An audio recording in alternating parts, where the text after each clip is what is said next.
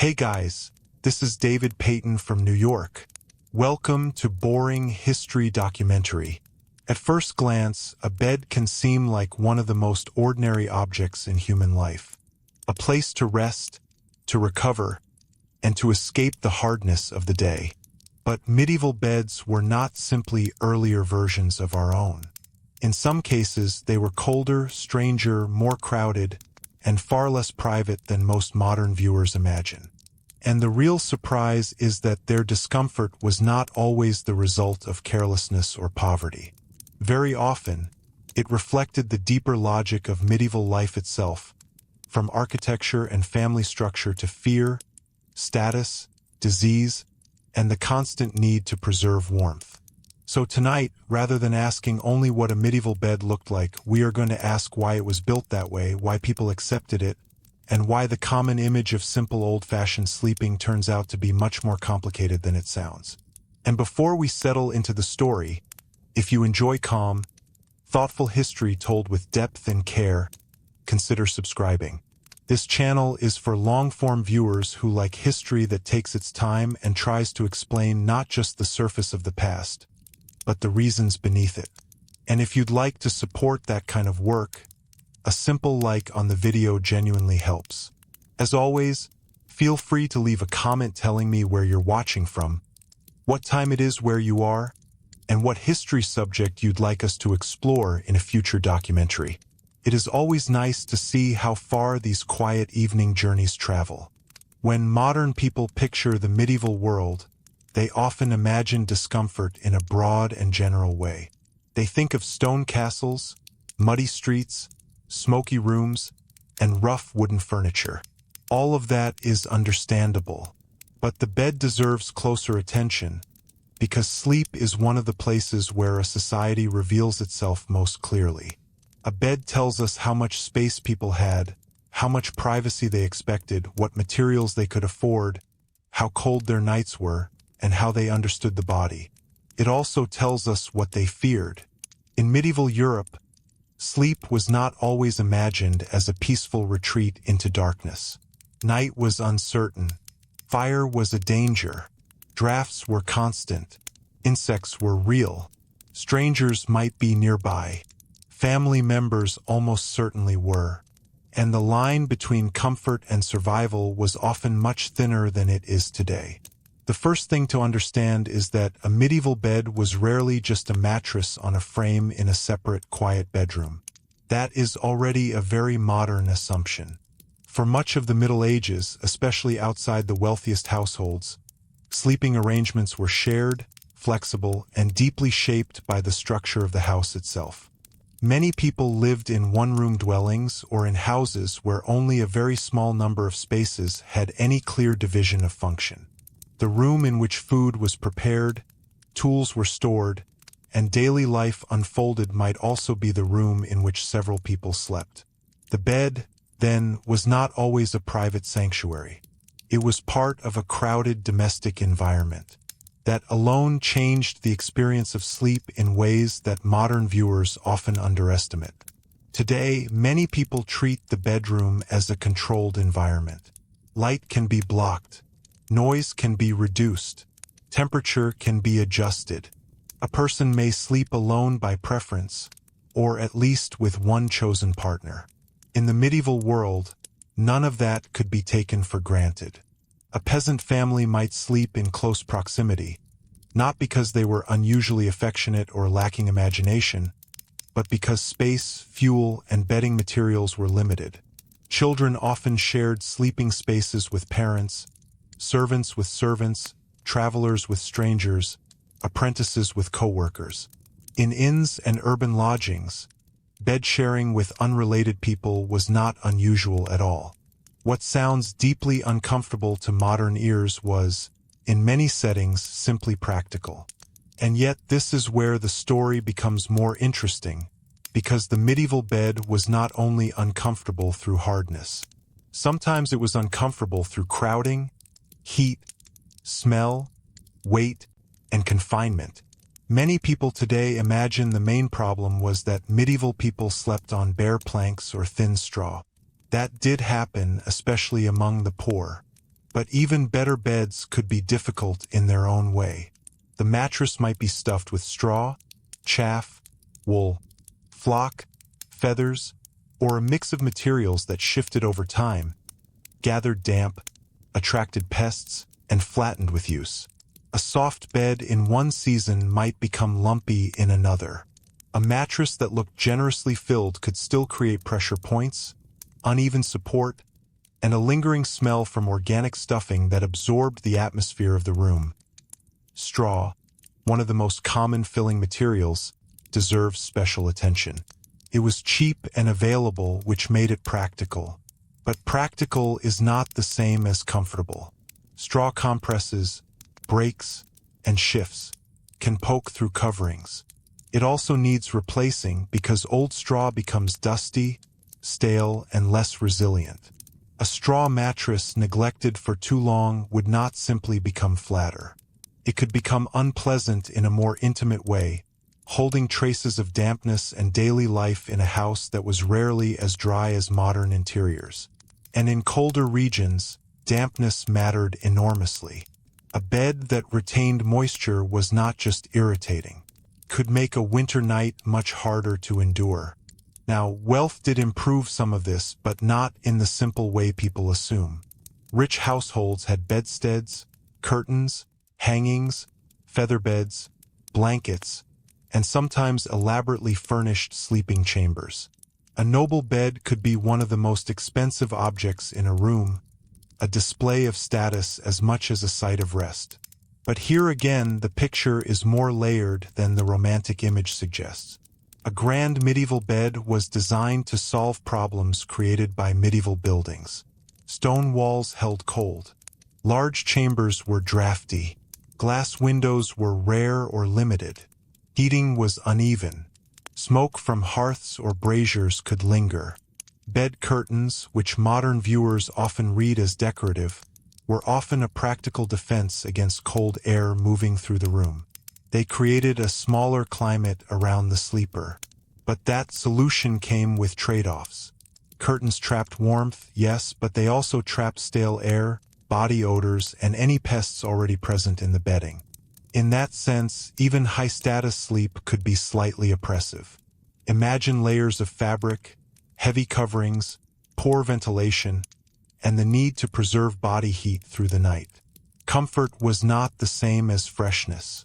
A well-appointed bed might feel secure, almost womb-like in one moment, and stuffy the next. And this hints at a broader truth about the medieval world. People often had to choose between competing discomforts. Better warmth could mean worse air. More privacy could mean less airflow. More stuffing could mean more places for insects to live. The very features designed to make a bed more tolerable could create new problems of their own. Then there is the question of bed linens and blankets. We should be careful not to flatten the whole Middle Ages into universal roughness. Linen sheets existed, blankets existed, and many households took bedding seriously. Inventories, wills, and household accounts show that bedding could represent real value. But value does not mean abundance. Good linen had to be produced, cleaned, dried, stored, and maintained. Blankets and coverlets were precious household goods. In colder months, people layered what they had, and those layers were sometimes heavy. This is another subtle discomfort modern audiences may not expect. A medieval sleeper was not always suffering from a lack of covering. Sometimes the problem was the sheer weight and awkwardness of bedding combined with restricted movement and uneven mattresses underneath. And beneath all of this sits one of the most revealing differences of all. Medieval sleep was often social. Not merely shared in the sense of proximity, but socially structured. The bed could be a place of childbirth, illness, hospitality, conversation, business, and death. People received visitors in or near bed. Status could be displayed through bed furnishings. Ceremonial aspects of life touched the bedchamber. This meant that a bed was not always a sealed private refuge belonging to one individual personality. It was part of the visible fabric of household life that changes how we should imagine discomfort. It was not only about the body sinking into the mattress. It was about the limited boundary between resting and being observed, between sleeping and remaining part of a collective world. One of the strongest examples comes from the sleeping arrangements of servants and dependents in larger households. A great hall or chamber could contain a hierarchy of sleep.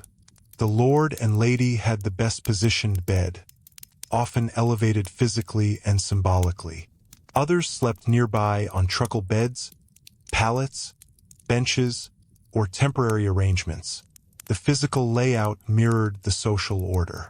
Privacy flowed upward with rank.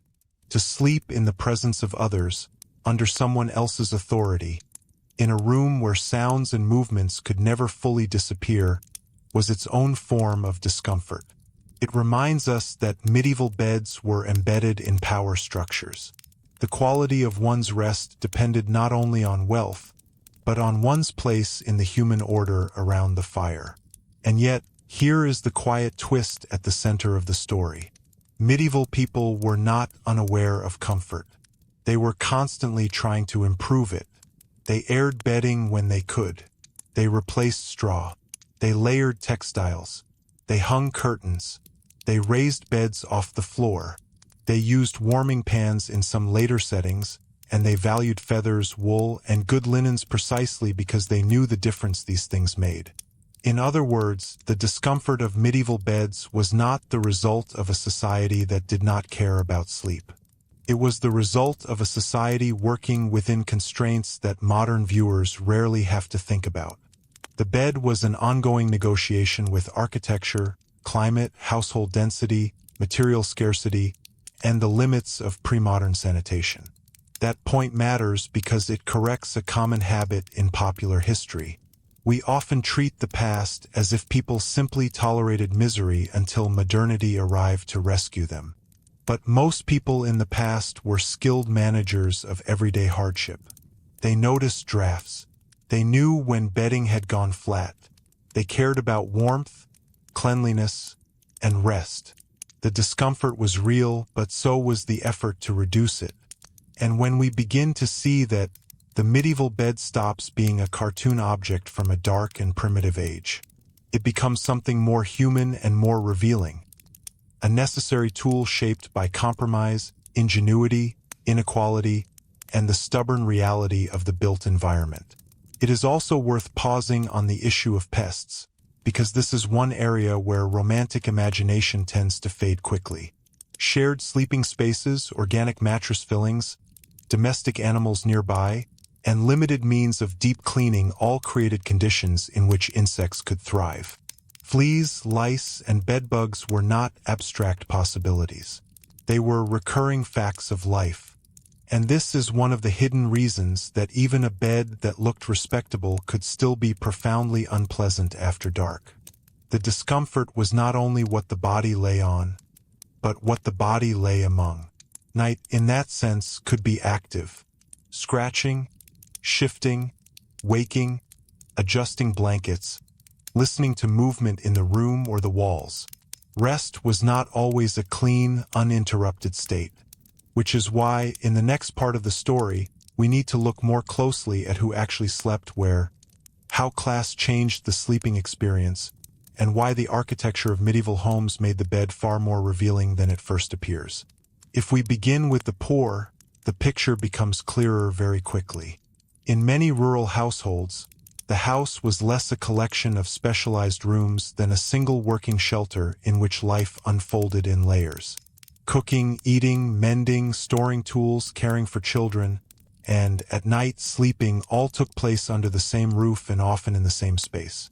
The house protected people from wind and rain, but it did not divide life neatly into private categories. So when darkness came, sleep was fitted into a room already defined by labor, smoke, animals, and the remains of the day.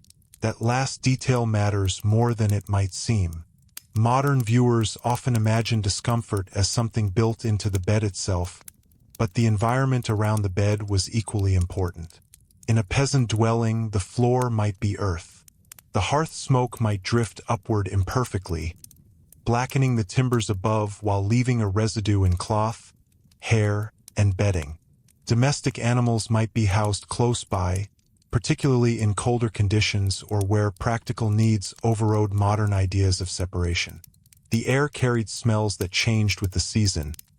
Damp wool, ash, straw, cooked grain, wet leather, manure from outside, and the unmistakable odor of human life gathered in close quarters.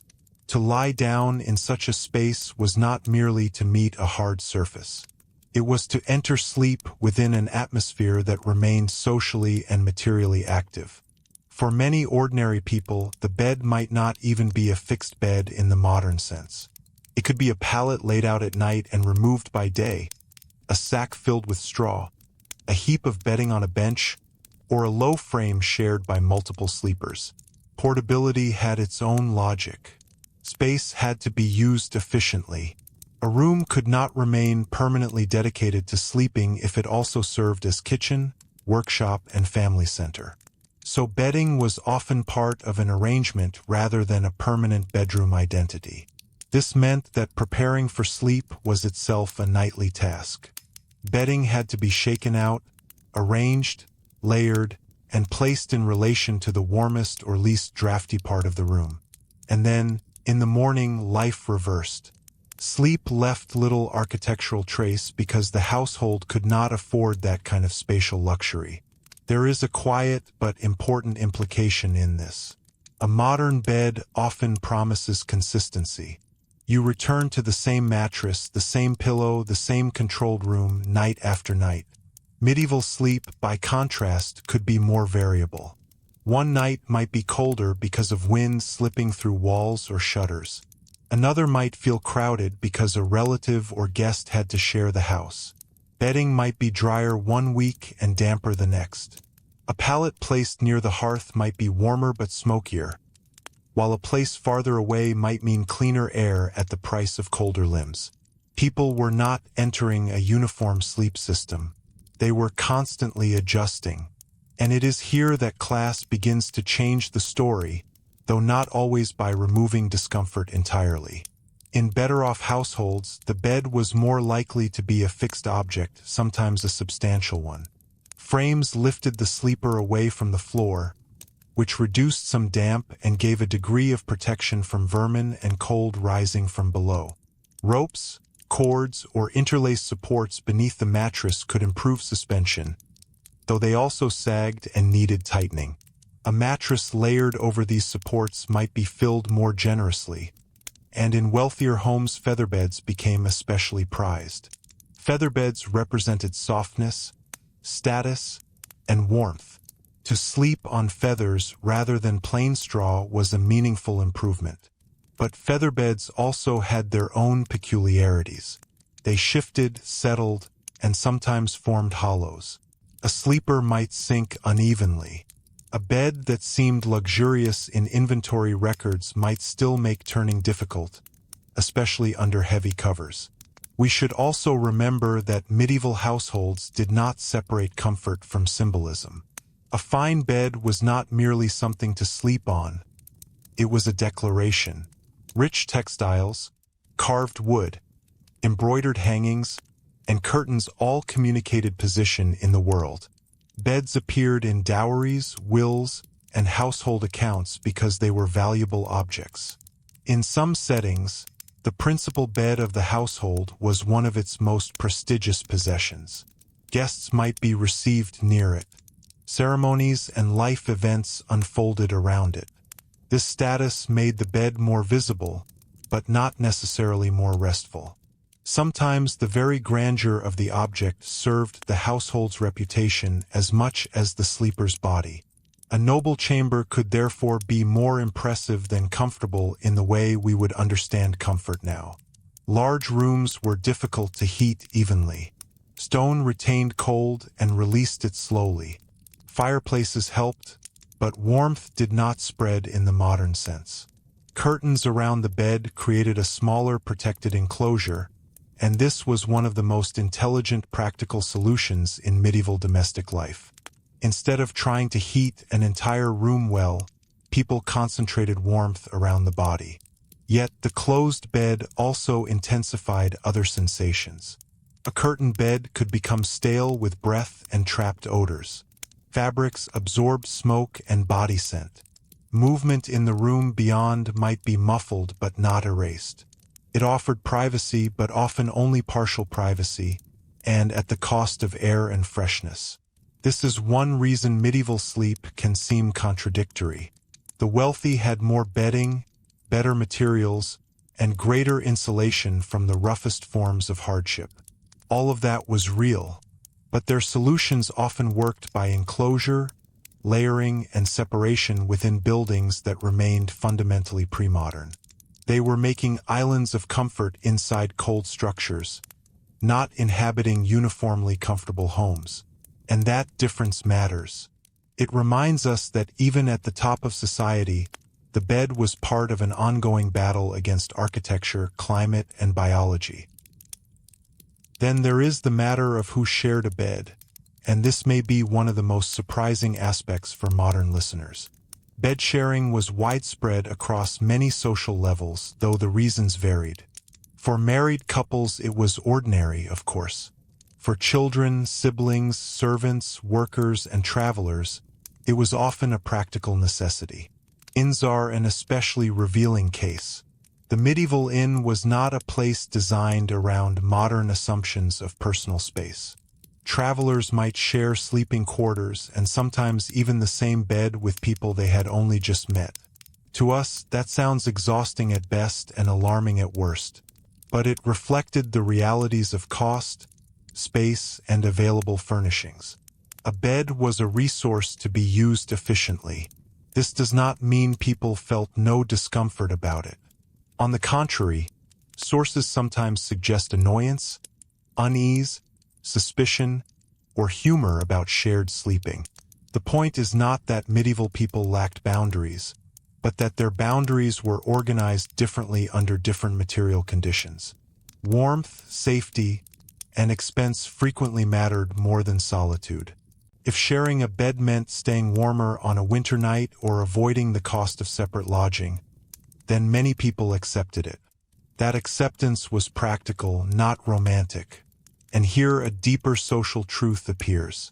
The experience of sleep depended not only on wealth, but on one's power to choose one's sleeping companions. Choice is one of the hidden luxuries of the modern bed. A private room, a selected partner, a controlled bedtime routine, and predictable silence are all forms of autonomy. In the medieval world, those privileges were highly unevenly distributed. A servant might sleep where told. An apprentice might sleep where space allowed. A soldier on campaign slept under altogether different conditions. A traveler accepted what could be found. A child slept according to family necessity. The medieval bed was therefore a map of dependence as much as a device for rest. Even among the well-to-do, the bedchamber was not always as private as people might imagine. Servants entered to maintain fires, bring clothing, carry chamber pots, open or close hangings, and assist with the rituals of dressing and undressing in elite households. Nobility and royalty lived with a level of attendance that could make personal life visible in ways unfamiliar to modern middle-class experience. High status could create more elaborate sleeping arrangements, but it could also bring a more ceremonial existence. The body at rest was not always entirely removed from social performance. And that brings us to one of the more interesting reversals in the whole subject. We often assume that privacy steadily increases with civilization, as though earlier societies simply had not yet invented it. But what we call privacy is often a byproduct of specific housing patterns, labor arrangements, and ideas about individuality. Medieval households were organized around kinship, service, rank, and shared labor. Their sleeping arrangements followed those structures. So the discomfort of the bed was not only physical. It was embedded in a world where being alone, especially indoors and at night, was less common, less practical, and in some contexts perhaps less desirable than it is now. Still, the body does not disappear under social explanation. However practical the arrangement, medieval sleep could be broken, shallow, or physically awkward.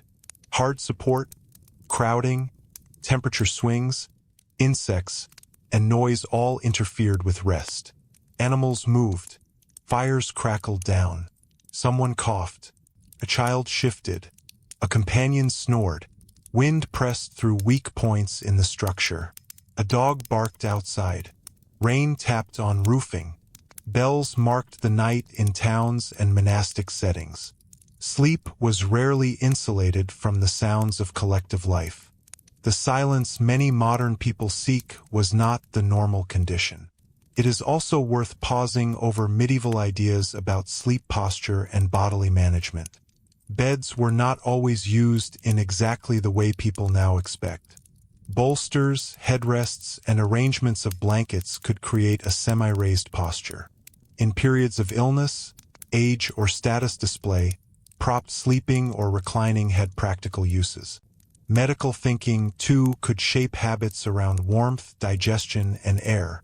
Pre-modern medicine did not operate with modern physiology, but it was not random superstition either.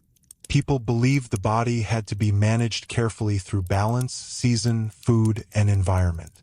A bed was therefore tied to health in a deliberate way. Warmth mattered, dampness mattered, air mattered, digestion mattered. This made the sleeping space part of a broader household strategy for preserving life.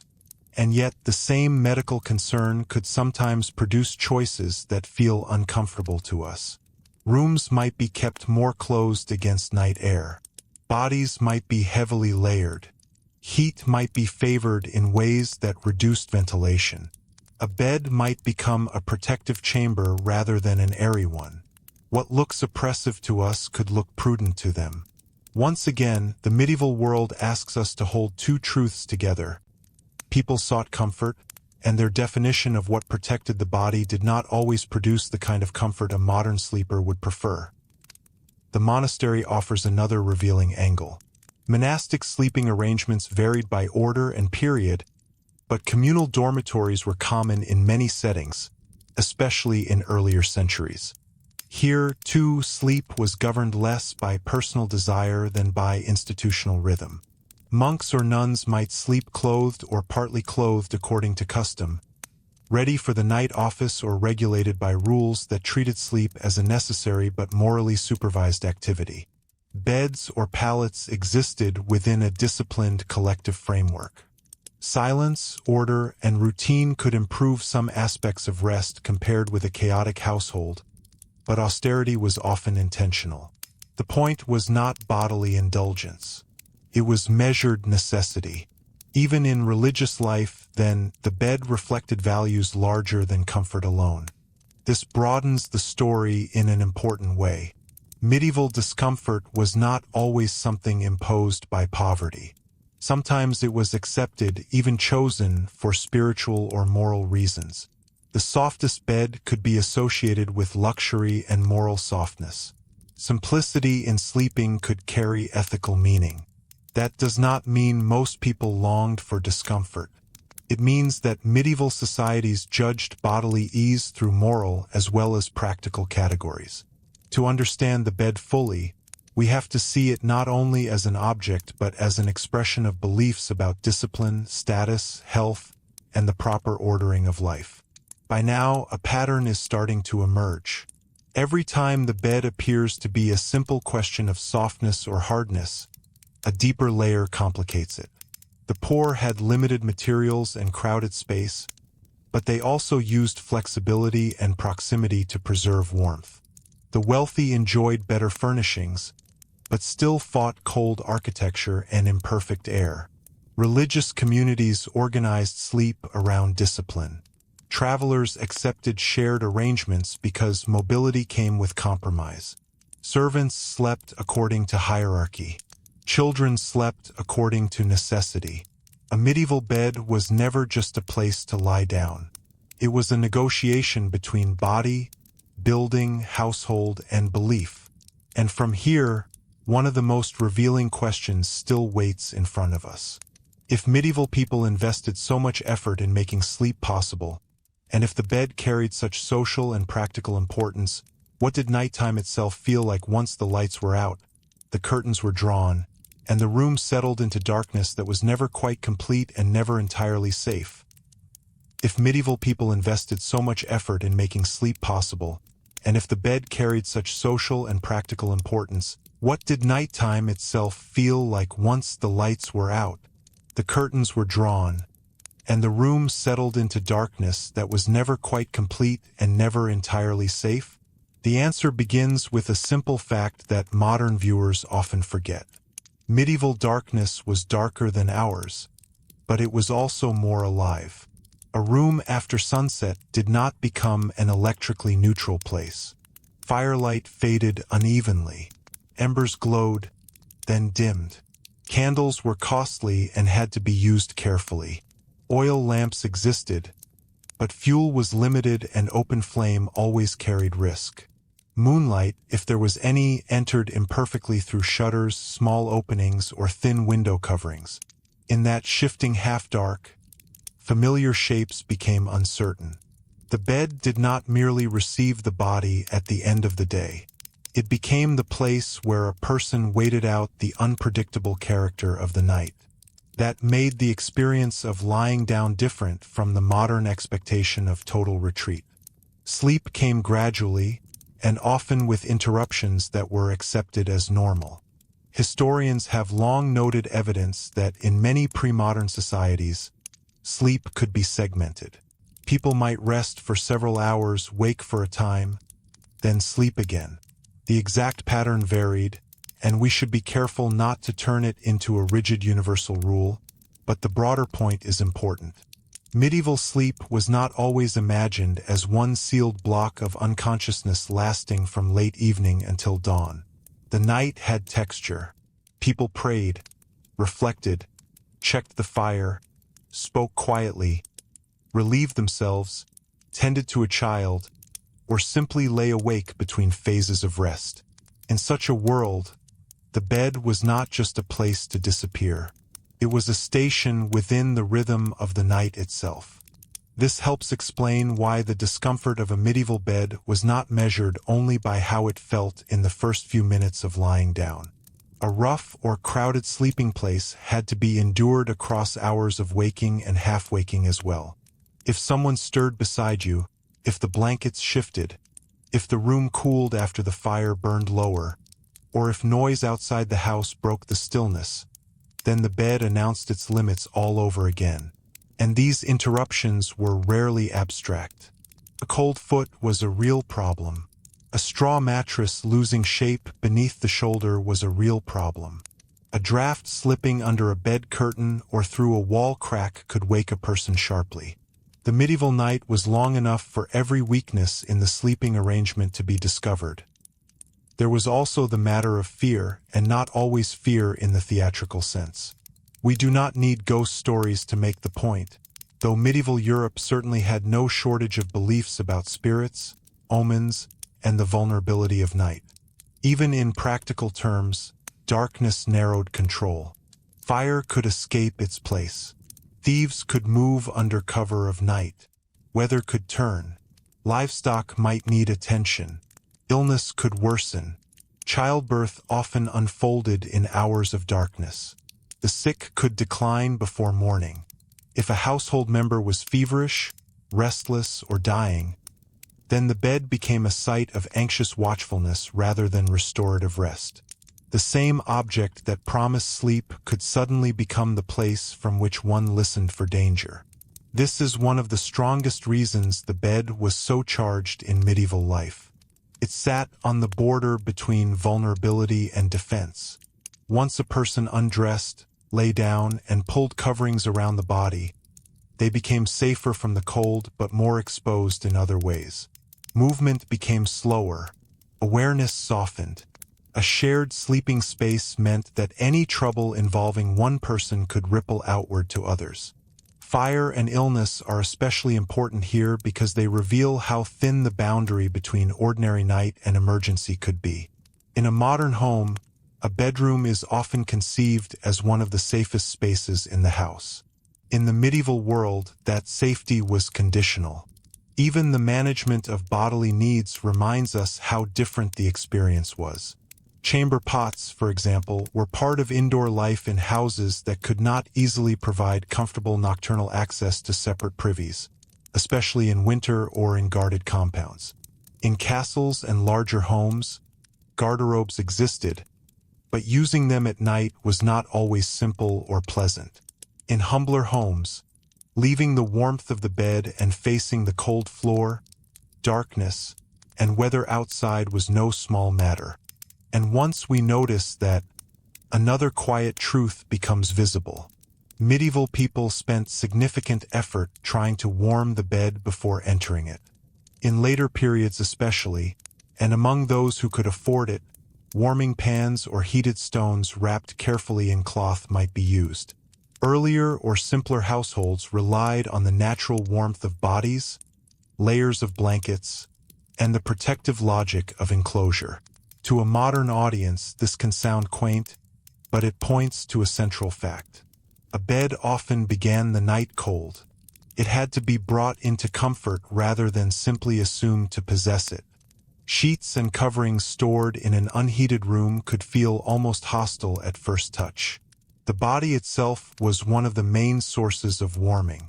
This gave bed sharing yet another practical logic beyond cost or custom. Two bodies heated a space more effectively than one. That can slightly alter how we understand medieval intimacy. Bed sharing in the Middle Ages was not automatically a sign of emotional closeness, nor was sleeping separately always a sign of distance. Warmth, rank, and available space shaped these arrangements in ways that do not map neatly onto modern ideas of romance or individuality. A lord and lady might maintain sleeping habits influenced by ceremony, health, fertility, or political custom. Servants might sleep near one another for reasons of necessity rather than preference. Travelers shared beds out of convenience. Children slept where the household could keep them warm and manageable. The bed gathered bodies according to practical logic first, emotional logic second, though the two often overlapped. The noises of night deserve their own attention as well, because they formed part of the texture of medieval discomfort. Timber creaked, wind pushed at shutters, rain drummed on thatch or tiles, mice moved within walls or storage, horses stamped in stables, dogs barked, roosters, less disciplined than clocks, made their presence felt before dawn. Bells marked liturgical time in some communities, ringing through darkness to divide the night according to human and sacred rhythms rather than personal desire. In urban settings, footsteps, carts, voices, and occasional disturbances intruded. In castles, guards moved, doors opened, corridors carried sound unexpectedly. In monastic settings, communal rising and prayer interrupted private preference. A bed did not seal out the world. It received the world at reduced volume, but still unmistakably. Perhaps the strangest thing for a modern listener to imagine is how porous the boundaries were between waking, sleeping, and watching. A mother might half sleep while listening for an infant. A servant might doze lightly, aware of an employer's needs. A sickroom vigil blurred the line between bed and chair, patient and observer. A traveler in an inn might keep one ear open for theft. Even in more peaceful circumstances, deep uninterrupted privacy was uncommon enough that people likely formed habits of partial alertness. This is not to say medieval people never slept soundly. Of course they did. Exhaustion alone would guarantee that. But the bed existed within a world that asked much more of human vigilance than many modern homes do. And yet the story is not simply one of misery. There were moments of real comfort, and we should not lose sight of them. After a day of labor in cold weather, A bed layered with woolens and warmed by companions or retained heat could feel profoundly welcome. A curtained enclosure might offer not only insulation but a psychological sense of retreat. Linen that had been well kept, a freshly turned mattress, dry blankets, and a room spared the worst drafts might produce a kind of comfort very deeply appreciated precisely because it could not be taken for granted. Scarcity often sharpens the value of small improvements. Medieval people knew the pleasure of a better bed because they knew what the worse alternatives felt like. This is one reason inventories and domestic records matter so much. They show us that bedding was counted, valued, inherited, and discussed. People distinguished between types of sheets, blankets, mattresses, and coverlets because these distinctions mattered in daily life. A good feather bed could be remembered. Fine linen could be prized. A well-furnished bed might become a major family asset, passed down, or used to establish a new household through marriage.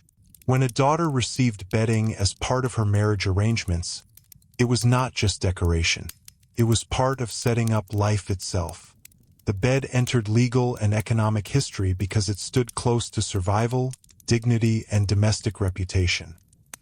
There is also a revealing contrast between travel and home.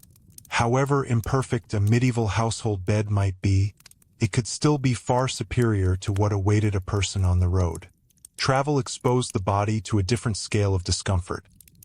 Uncertain lodging, variable cleanliness, shared rooms, bedbugs, noise, and sometimes sleeping fully clothed for safety or warmth. For merchants, officials, pilgrims, messengers, and others who moved between places, a familiar bed at home may have represented one of the clearest forms of domestic relief. The medieval bed, then, was not judged against modern orthopedic mattresses. It was judged against pallets, wagons, cloisters in rooms, and the open uncertainty of travel. Seen that way, even a flawed household bed could appear generous. And this relative view changes how we should interpret complaints from the period. When people grumbled about bad bedding or poor lodging, they were not necessarily expressing modern expectations of luxury. They were identifying the point at which accepted inconvenience turned into unreasonable hardship. A lumpy mattress, insufficient blankets, damp straw, or a filthy shared bed offended not because medieval people were delicate, but because they knew what acceptable provision ought to be. Standards existed. They were not our standards, but they were standards nonetheless. This is important for trust building in any historical subject. The past was not populated by people who simply endured everything in mute resignation. They compared, judged, maintained, and criticized within the terms available to them. Another layer appears when we consider age and illness. The medieval bed was not equally uncomfortable for all bodies. A young laborer might tolerate rough conditions more easily than an elderly person with aching joints, or a woman recovering from childbirth, or a patient weakened by fever. Softness, support, warmth, and cleanliness mattered more under these conditions, and households knew it. Better bedding was often gathered for the sick or for women in childbed when possible. Here again, the bed reveals not only physical conditions but moral ones. Care could be measured in blankets, fresh linens, mattress quality, and the effort made to reduce drafts. To improve someone's bed was to express concern in a highly practical form. This also reminds us that the medieval bed often stood at the center of major life events. People were born in bed, died in bed, recovered in bed, received blessings or last rites in bed, and sometimes made important legal or household decisions there. A person taking to their bed could signal illness, age, grief, or social withdrawal. The bed was not merely where life paused. It was where life's most decisive transitions often became visible. That emotional weight changed its meaning. A bed could be associated with marriage and comfort, but equally with pain, danger, or the slow uncertainty of sickness. Its discomfort was therefore not only a matter of materials. It was tied to memory and expectation. And perhaps that is why so many later romantic images of medieval life soften the reality of the bed. They show carved frames, rich fabrics, and candlelight, but tend to omit the cold stone beyond the curtains, the chamber pot nearby, the insects in the seams, the shared bodies, the drafts, the vigilance, and the simple fact that comfort had to be worked for every night. The bed looks picturesque in still images because still images cannot show what it felt like at 3 in the morning when the fire had nearly gone out and the room was beginning to cool. The true history lies in that gap between appearance and experience. Once we enter that gap, even the famous four-poster or curtain bed begins to look different. Instead of reading it as pure elegance, we start to see it as a climate device, a privacy screen, a status symbol, a pest challenge, and sometimes an improvised attempt to create a second smaller room inside a larger bad one. Medieval domestic objects often had this layered quality. They solved one problem while exposing another. The bed kept a person from the floor but required maintenance. The curtain blocked drafts but trapped stale air. More blankets brought warmth but also weight. A feather mattress softened the body but shifted under movement. Nothing was uncomplicated, and that is exactly what makes the subject so revealing. The more closely we look at medieval beds, the less they seem like simple relics of inconvenience, and the more they become windows into the structure of medieval life itself. They tell us how houses were built, how wealth worked, how families lived together, how servants were ranked, how travelers coped, how disease threatened, and how people tried, night after night, to carve out a little steadiness in a world that offered no automatic comfort. Which leads us naturally to the next question, and perhaps the most telling one of all. If the bed reflected the entire organization of medieval life, how did castles, town houses, farmsteads, monasteries, and inns each produce their own very different kinds of sleeplessness? Which leads us naturally to the next question, and perhaps the most telling one of all. If the bed reflected the entire organization of medieval life, how did castles, town houses, farmsteads, monasteries, and inns each produce their own very different kinds of sleeplessness? The answer is that medieval discomfort was never evenly distributed. It changed shape according to walls, status, routine, and the practical purpose of the building itself. The same century could contain, side by side, a peasant family bedding down close to the heat of a smoky fire, a merchant household arranging sleep above a crowded street, a monk rising in the depth of night for prayer, and a nobleman lying behind curtains in a chamber far grander than it was warm. To understand why medieval beds were more uncomfortable than modern people expect, we have to move from the object itself to the spaces that held it. A castle is perhaps the most misunderstood setting of all. Popular imagination tends to present the castle bed as richly furnished, thickly curtained, and protected by stone permanence, as though fortification naturally produced comfort. In reality, castles were first and foremost defensive and administrative environments. Their size, height, and construction made them symbolically impressive, but those same qualities often worked against warmth and ease. Stone walls absorbed cold. Large chambers were difficult to heat. Air moved unpredictably through stairwells, corridors, arrow slits, doorways, and badly sealed openings. Fireplaces were useful, but fire alone could not domesticate an entire fortress. A bed in a castle might look magnificent in daylight, covered with textiles and raised above the floor, but by the deeper hours of the night, that magnificence sat inside a building designed more successfully for endurance than for comfort.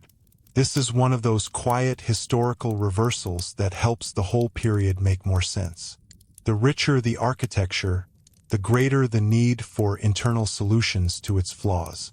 So the castle bed became a technology of compensation. Curtains, testers, hangings, carpets, extra blankets, featherbeds, wall tapestries, and elevated platforms all work together to carve warmth out of a cold structure. The bed was not a decorative afterthought in these interiors. It was one of the few places where the household could deliberately reduce the effects of the building surrounding it. That is why elite beds became so elaborate. They were social theater, certainly, but they were also a practical retreat from the very grandeur of the room. And yet those strategies only solved part of the problem. A curtained bed created a pocket of relative warmth, but it could not change the fact that stone kept the chamber cold, especially before sleep and after waking. The transition into bed and out of bed could therefore be particularly unpleasant. A person might spend the night somewhat protected, then have to face the shock of cold air again in the morning when dressing, washing, or moving about the room. In winter, comfort was highly local. One's relief might extend only to the immediate enclosure of the bed itself. Beyond it lay the raw atmosphere of the chamber, and that atmosphere shaped the sleeper's experience just as much as the mattress beneath them. Castles also challenge another modern assumption, which is that high rank automatically purchase privacy. In reality, great households were dense with attendants, messengers, guards, clerks, relatives, and dependents. Elite chambers were privileged spaces, but not necessarily isolated ones. Servants might enter early to manage the fire, bring clothing, or attend to personal routines. Political life flowed through noble residences in ways that made the bedchamber, at times, part of a wider system of display and control. In some courts, access to the private chamber itself could be politically meaningful. So the person sleeping in a fine bed did not always inhabit the kind of sealed private life that a modern bedroom suggests. They were protected by rank, but also exposed by it. Now, if we move from castles to urban houses, a different pattern appears. Medieval towns created their own version of discomfort, one less dominated by stone vastness and more by proximity. Town houses, especially in prosperous centers, could be multi-storied and more spatially differentiated than rural peasant homes. But they were often tightly packed along narrow streets, built in close relationship to trade, workshop activity, storage, and family life. A merchant's house might combine domestic and commercial functions under one roof, with goods below, sleeping above, and labor woven through the structure from dawn until evening. That arrangement created advantages. Urban households sometimes had access to better bedding materials, more textiles, and greater variety in furniture. Yet city living brought its own interruptions. Street noise, odors, passing carts, bells, neighbors, business pressures, and the constant closeness of others. A bed in a townhouse, therefore, belonged to a household that was often never fully off duty. Apprentices might sleep under the same roof as masters. Servants might be nearby. Business goods could be stored within the house, making concerns about theft more immediate. The line between workplace and sleeping place was often thin. Even when separate chambers existed, the house itself remained part of a living commercial organism.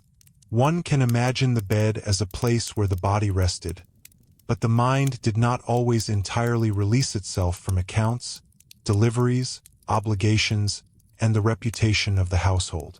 Urban sleep was more enclosed than rural sleep in some respects, but also more exposed to the ceaseless social pulse of the town. Noise in particular mattered. Medieval towns were not silent places that simply happened to lack engines. They were rich in human sound. Feet on cobbles, animals being driven, voices at odd hours, bells marking the canonical day, craftsmen beginning work, late arrivals at inns, quarrels, church activity, carts unloading, and the basic compression of many lives into a limited space all shaped the night. For a sleeper above the street, the bed offered elevation but not full escape. Window shutters could limit some disturbance, but air and sound still found paths inward. And because urban housing often rose vertically rather than spreading outward, sounds within the house itself also traveled differently. Boards creaked, staircases carried footsteps, rooms above and below influenced one another. Even a decent bed could not create the kind of acoustic privacy many people now associate with proper rest. By contrast, the farmstead or village cottage reveals a different logic again. Here the bed was tied more directly to land, weather, and household economy. The rural home, especially among the poor, was rarely organized around privacy. It was organized around survival through season and labor. The rhythm of the agricultural year affected not only waking hours but sleep itself. In harvest time, exhaustion might overpower discomfort. In winter, the challenge was warmth and damp. In lambing or calving seasons, animals and human routines overlapped. The bed existed within this practical cycle. A peasant family's discomfort was not usually softened by decorative solutions. Instead, it was managed through proximity to heat, shared sleeping, layered textiles where possible, and the repeated maintenance of humble materials. Here, too, architecture explains much. A small cottage might in some ways preserve warmth better than a large stone chamber, precisely because its scale allowed the body's heat, the fire, and the presence of animals to influence the atmosphere more directly. But smaller did not mean cleaner or calmer. The same closeness that preserved warmth intensified smells, smoke, crowding, and the sense that one could never quite separate the sleeping body from the household environment. In such homes, the bed did not stand apart from daily life. It participated in it. Straw from the fields might become mattress filling. Wool from the flock might become covering. Wooden frames might be simple local work. The bed was materially continuous with the economy around it. That continuity makes rural beds especially revealing.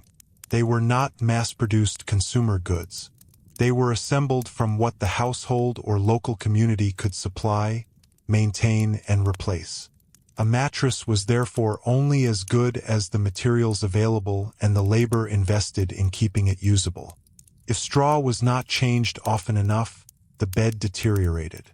If textiles wore thin, cold entered more easily. If mice nested in the house, bedding suffered. Every weakness in the domestic economy eventually reached the bed. That is why the bed can tell us so much about rural life. It gathers all shortages into one intimate object. The monastery, by comparison, turns discomfort into discipline. Monastic architecture was not built simply to keep people alive or display social rank. It was meant to shape behavior. Dormitories, cells, or sleeping arrangements varied by rule, order, region, and period, but across many monastic contexts, sleep was deliberately subordinated to routine and spiritual purpose. This is important because it shows a form of discomfort that was not merely endured but morally interpreted. To sleep too softly, too long, or too indulgently could be spiritually questionable. The bed, therefore, could become a site of measured restraint. Enough to restore the body, but not enough to flatter it. In communal dormitories, this produced a very distinct kind of nighttime life. Beds or pallets might be arranged in orderly sequence. Silence was expected. Rising for the night office interrupted whatever sleep had been gained. Clothing, blankets, and the very posture of rest could be governed by rule. A monk's bed was not meant to reflect personality or domestic pride. It reflected obedience. And yet, even here, practical comfort could not disappear completely. Communities had to preserve health. Cold, illness, and exhaustion could damage religious life as surely as luxury could distract from it. So monastic bedding, like everything else in the period, balanced ideals against necessity. The result was neither pure austerity nor private comfort, but a carefully regulated middle state. The inn, however, may be the setting that most immediately unsettles the modern imagination. If the noble bed was constrained by architecture and the peasant bed by scarcity, the inn bed was constrained by turnover. It belonged to a place where strangers arrived with muddy boots, uncertain habits, different levels of cleanliness, and varying expectations of safety.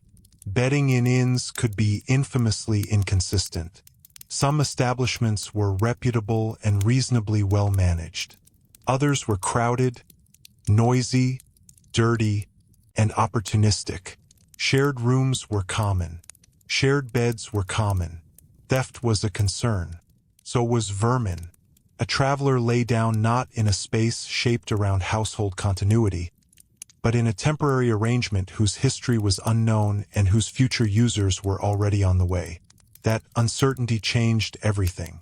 The in-bed was uncomfortable not simply because it might be physically poor, though often it was, but because it lacked trust. A person did not know who had slept there before, how the bedding had been aired, what was crawling in the seams, or how secure their possessions were while they slept. Sleep in an inn could become defensive. Clothing might remain partly on. Money might be kept close. One ear might remain alert. Companions might be preferable to solitude, not for warmth alone, but for mutual protection. In this sense, the in-bed reveals a side of medieval discomfort that goes beyond material inconvenience into something more psychological. Rest required confidence, and confidence was harder to achieve on the road. This broader comparison between settings shows something subtle but important. Medieval beds were uncomfortable for different reasons in different places. In castles, the enemy was cold magnificence. In towns, it was compression and noise. In cottages, it was material scarcity and proximity to labor. In monasteries, it was discipline and interrupted routine. In inns, it was uncertainty, contamination, and the presence of strangers. The bed remained central in each setting, but its specific burdens changed with the institution around it. That is why a single simple answer about medieval sleeping would never be enough. The discomfort was real, but its causes were highly local. There is another twist here, and it takes us beyond architecture into emotion. Different buildings also shaped what people expected from sleep. Peasant might not expect privacy. A monk might not expect indulgence. A traveler might not expect cleanliness. A noble might expect some insulation from the elements but still accept a cold room as normal. Expectations matter because comfort is always partly relative. The medieval bed was judged not against modern standards, but against other possible sleeping arrangements known to the people of the time. This is why a bed that sounds intolerable to us might have been counted as decent or even desirable then. But relative comfort is still comfort under constraint. It does not erase the hardship. It simply explains why people continued to invest so heavily in bedding, fabric, and sleeping spaces wherever they could. And that investment extended into one more area we have only touched lightly so far: the relationship between beds and the body itself. Not just the sleeping body in general, but bodies that were sick, aging, pregnant, wounded, or elite enough to be publicly observed in weakness. A good bed became more valuable the more vulnerable the body was. This means that discomfort was not equally distributed even within the same household. The lord in a curtained bed, the servant on a truckle, the child sharing a pallet, and the fevered patient given the warmest coverings all experienced the same building differently. The bed mapped vulnerability as much as rank. Which brings us to a more intimate layer of the story. Once we move inside the different buildings of medieval life, the next question is no longer only where people slept, but how specific bodies experienced those beds when the ordinary pressures of age, illness, childbirth, and pain made every flaw in the mattress, every draft in the wall, and every interruption of the night feel even sharper. Which brings us to a more intimate layer of the story. Once we move inside the different buildings of medieval life, the next question is no longer only where people slept, but how specific bodies experienced those beds when the ordinary pressures of age, illness, childbirth, and pain made every flaw in the mattress, every draft in the wall, and every interruption of the night feel even sharper. This is where the medieval bed stops looking merely inconvenient and begins to look morally significant. The quality of a bed could reveal not just wealth or architecture, but whether a vulnerable person was being cared for properly, whether a household had the means to protect its weakest members, and whether comfort, however limited, could be directed to those who needed it most. Let us begin with sickness, because illness changes the meaning of a bed almost immediately. A healthy laborer might tolerate hardness, shared space, and an irregular night far better than someone burning with fever or too weak to shift position. In illness, the body becomes acutely aware of pressure, temperature, noise, and cleanliness. A lumpy mattress that is annoying in ordinary times can become agonizing when the joints ache. Heavy blankets that feel reassuring in winter can become oppressive under fever. A room that normally seems merely close or stale becomes suffocating when breathing is difficult. In those moments, the medieval bed was not a neutral background object. It could become either a form of relief or another layer of suffering. Households understood this more clearly than we sometimes assume. People in the Middle Ages did not possess modern medicine, but they were not indifferent to bodily care. They knew that the sick required warmth, repositioning, fresh linens when available, and some degree of quiet and protection from drafts. Medical texts, household advice, and simple practical experience all pointed toward the importance of the patient's environment. The bed was part of treatment, even if the language of treatment was different from ours. A family might reserve better bedding for illness, move a patient closer to the fire, or attempt to improve the comfort of the sickbed with whatever materials they could spare. In a world of limited remedies, small adjustments in bedding and room conditions mattered a great deal. And yet the bed in sickness could also become deeply uncomfortable for reasons that lay beyond the mattress itself.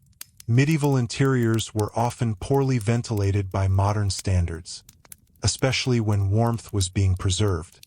Sick rooms could gather odors, dampness, smoke, and human anxiety together in one enclosure.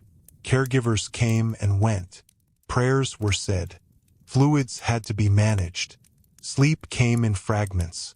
The sick might be propped up, rolled, watched, or disturbed repeatedly. A bed that signaled protection by day could become a place of restless confinement by night. Illness teaches us something important about medieval comfort. Even when people knew what would help, they were often forced to pursue one kind of relief at the expense of another. There is also the matter of prolonged sickness, which makes the bed a very different object again. Temporary fatigue is one thing. Days or weeks in bed are another. Organic mattress fillings compress under sustained use. Bedding becomes stale more quickly. Cleanliness becomes harder to maintain. The immobility of the patient begins to shape the entire atmosphere of the room. The bed ceases to be a place visited at night and becomes the center of life for the person lying in it. That could create a kind of emotional heaviness as well as physical discomfort. The medieval bed, so often linked to marriage, warmth, and domestic order, could gradually become the visible sign of decline. Old age brought similar problems, though in a slower and quieter way. An elderly body feels cold more easily, often moves less fluidly, and may struggle with joints, weakness, or interrupted sleep. Beds that served younger people adequately could become harder to enter, leave, or endure. Height mattered. Support mattered. The arrangement of coverings mattered. A bed too low might be difficult to rise from. A bed too high might be awkward to climb into without assistance. Softness, which could be welcomed by one body, might make movement harder for another. Here again, the bed becomes a lesson in how uncomfortable medieval life could be without being crudely uniform.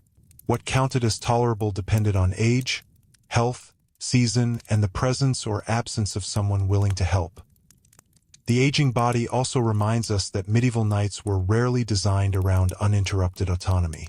Many elderly people lived within extended households or dependent arrangements. That could bring support, but it could also reduce privacy and control. To need help in and out of bed, to sleep near others because supervision was necessary, or to rely on household members for coverings, warmth, and repositioning was practical, but not always comfortable in a personal sense. The bed once again mapped dependence. It revealed who could command service and who required it out of necessity. A noble invalid in a fine curtained bed and an aging laborer near the hearth might both suffer poor sleep, but their forms of dependence looked very different. Childbirth takes us deeper still into the meaning of the bed. In much of medieval Europe, childbirth was fundamentally a household event, often taking place in the home and very frequently in or around the bed. The chamber prepared for childbed could become, for a time, one of the most charged spaces in domestic life. Curtains might be drawn, heat might be increased, women gathered, textiles were made ready. The bed became not merely furniture, but the stage on which danger, hope, ritual, pain, and family continuity all converged. Here the discomfort of the bed was almost inseparable from the immense physical demands placed on the body. Softness and warmth mattered, certainly, but no arrangement of bedding could remove the intensity of childbirth itself. Even so, the preparations are historically revealing. They show that people understood the bed as a place that had to be managed carefully when the body entered a vulnerable threshold. Clean linens, to the extent they could be provided, were important. Warmth was important. Privacy, at least relative privacy, was important. The woman in childbed needed containment, support, and post-birth recovery within the same confined environment. Yet that environment might also be stifling. A darkened room kept warm against drafts could quickly become oppressive. The bed had to serve recovery while also containing fluids, fatigue, visitors, and the ever-present possibility of infection or complication that medieval medicine could not adequately control. In such circumstances, comfort was again partial and fragile. This is one of the quiet truths of the medieval bed. It often mattered most when the body was least able to negotiate with it. A healthy person can toss, adapt, complain, and rise in the morning. A woman after childbirth, a fevered patient, an elderly parent, or an injured worker has fewer options. Every crease in the linen, every hard edge, every cold patch in the sheets becomes sharper. That is why beds and bedding appear so often in records of inheritance and household provision. They were not luxuries in the shallow sense. They were part of how a family absorbed vulnerability. The same applies to injury. Medieval work, travel, and warfare all exposed bodies to accidents and wounds. A bad fall, an infection in the leg, a crushed hand, a riding injury, or a training wound among the martial classes could turn sleep into another test of endurance. In a world without modern pain relief, the bed had to carry more of the burden. Positioning the body mattered. So did warmth. Yet immobility made discomfort accumulate. Feathers and wool could help, but they could not abolish the strain of trying to sleep while injured in a room that was still cold at the edges and active with household movement. And if we stepped from bodily pain into bodily modesty, another interesting layer appears. Medieval people were not indifferent to dignity. Shared sleeping, assisted care, and physical vulnerability all existed within systems of custom, religion, and social expectation. To be sick in bed, attended by family or servants, could mean exposure in a moral and emotional sense as well as a physical one. The bed became the place where the body's weakness was seen. Privacy could not always be granted. Even in elite households, where screens, curtains, and separate chambers improved conditions, vulnerability was rarely invisible. That exposure could itself shape the experience of discomfort. The bed did not only press on the flesh. It placed the body before others at moments when the person would rather have been stronger, cleaner, or more self-possessed. Children, too, had their own relationship to medieval beds, and not always an easy one. Childhood in the medieval household did not revolve around special furniture or child-centered rooms. Children were integrated into the broader fabric of domestic life. They often shared sleeping spaces, bedding, or rooms with siblings, parents, nurses, apprentices, or servants depending on class and circumstance. To a modern listener, this might initially sound cozy. Sometimes it was. But it also meant disturbance, crowding, and very little control over sleep conditions. Infants required watching. Young children shifted unpredictably. Older children outgrew arrangements that had once been workable. The bed could be warm because of shared bodies, but also noisy, cramped, and broken by interrupted nights. There is a revealing tension here. Medieval family life often depended on closeness, but closeness itself could be uncomfortable. A child's cough kept others awake. An infant's cries transformed the night into a collective experience. A mother recovering from birth did not simply return to an isolated and perfectly arranged rest environment. Household life continued around her, and the bed absorbed that continuation. This is another reason romantic scenes of medieval domestic warmth need careful correction. Warmth and strain were often the same condition. Then there are the elite bodies, which introduce yet another paradox. High status brought access to better mattresses, more linens, better textiles, warmer hangings, and more attendants. But elite bodies were also publicly consequential. Pregnancy, illness, fertility, infirmity, and death had dynastic or political significance. A royal or noble bedchamber could become a place of witness, ceremony, or concern not merely because someone was suffering, but because their body mattered to succession, alliance, and property. In that sense, a great bed might be physically more comfortable than a peasant pallet while being emotionally less private. The person lying there was not just a patient or sleeper. They might also be a figure whose condition affected many others. This helps explain why the bed in medieval elite culture could carry such symbolic weight. It was where heirs might be conceived, where births were managed, where recoveries were hoped for, where final declarations were made, and where death could become a public transition rather than a private ending. The more important the body, the more the bed became a social stage. That did not cancel comfort, but it changed its meaning. A soft bed could still feel like a burden if it was surrounded by expectation, attention, and consequence. It is worth pausing here to notice how often the medieval bed seems to betray simple categories. We began with a question about comfort and quickly found ourselves discussing dependence, care, hierarchy, illness, childbirth, and dignity. That is not a digression. It is the point. Beds are revealing because they sit exactly where the private body meets the social world. And in the medieval period, that social world entered the bed more directly than many modern viewers expect. The bed was not a sealed retreat from life. It was part of the machinery of life. This becomes even clearer if we think about death. In many medieval settings, dying happened at home, often in bed, surrounded by family, neighbors, clergy, or attendants. The deathbed was not only a medical event, because medicine could do comparatively little. It was a religious, moral, and communal event. Prayers, confessions, blessings, final instructions, reconciliation, and witness all gathered around the bed. Once again, the bed's comfort mattered, but only up to a point. The larger function of the bed was now to hold the body through transition. It became a place of presence, memory, and ritual. That emotional gravity changed how people thought about bedding itself. To inherit a bed was not always just to inherit a useful item. Sometimes it meant inheriting an object saturated with family history. This emotional layer can be difficult to measure, but it should not be ignored.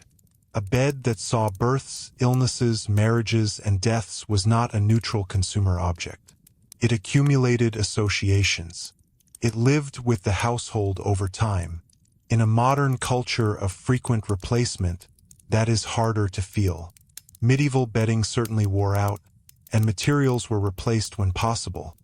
But the bedstead, hangings, and principal furnishings of a household could remain long enough to acquire real symbolic density. Comfort, then, was never purely bodily. It was also colored by memory, reputation, and the household narrative attached to the bed itself. And if that is true, then the discomfort of medieval beds becomes richer and more complex than the usual image of rough straw and hard boards. Discomfort could mean cold, certainly. It could mean insects, crowding, noise, and poor support. But it could also mean exposure during illness, loss of privacy in childbirth, the moral pressure of monastic discipline, the anxious watchfulness of a sick room, the vulnerability of old age, or the tension of sharing a sleeping space while one person suffered and others listened through the night. In other words, the bed was uncomfortable not only because of what it was made of, but because of everything medieval life asked it to contain.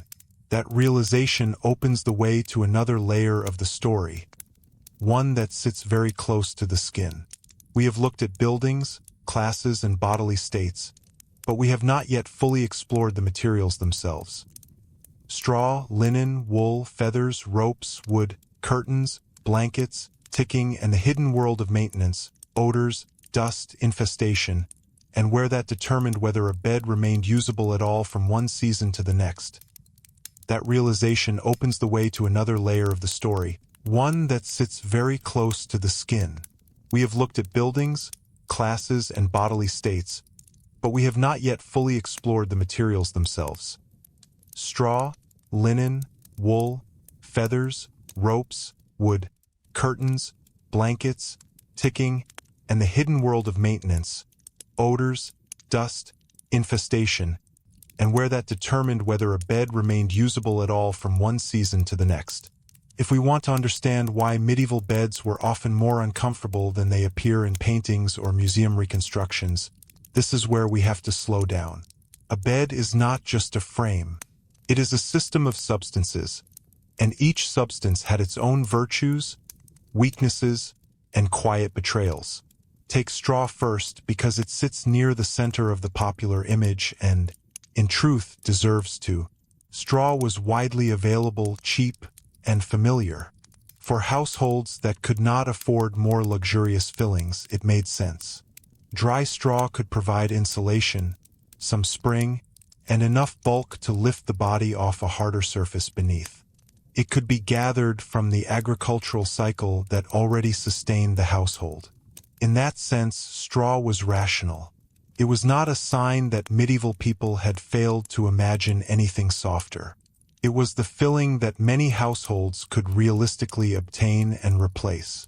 But once we move from theory to nightly experience, its limitations become very clear. Straw compresses.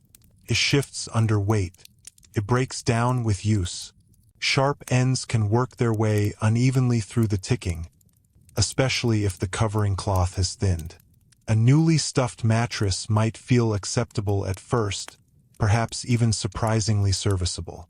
But over time the filling settled into hollows and ridges. Areas of frequent pressure flattened. The body no longer lay on an even cushion, but on a changing geography of denser and emptier pockets. Anyone who has tried to sleep on a badly packed natural filling knows that the problem is not merely hardness. It is unpredictability.